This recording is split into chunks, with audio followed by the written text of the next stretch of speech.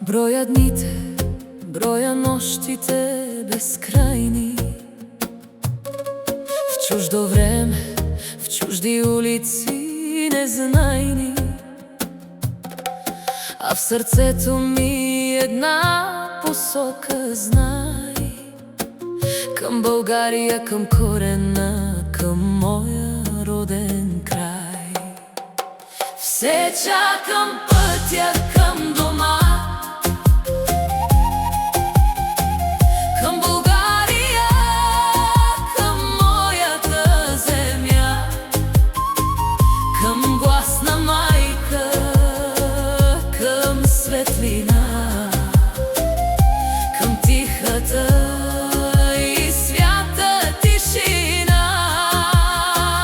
Там, дето вятърът в клоните пее и слънцето сякаш по-силно грее, където прага е свиден и стар, а всеки спомен е скъпо ценен дар. Всяка гара, всеки влак, летище, път са белези по моята душа и плът. И в куфара не нося само дрехи, а надежда, че в дома ще се завърнеш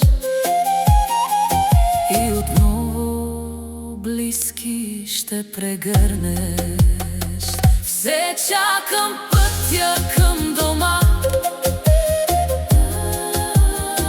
към България, към моята земя, към гласна майка, към светлина, към тихата и свята тишина.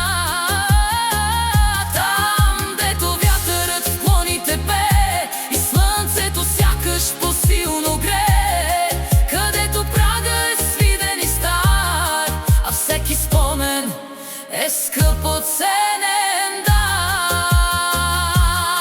И днес тръгвам и не искам да поглеждам аз назад, по пътя към България, към моя свят, да видя как изгрява денят над моя град.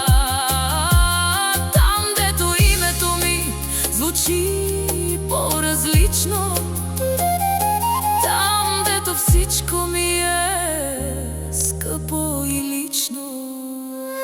Се чакам пътя към дома, към България, към моята земя, към гласна майка,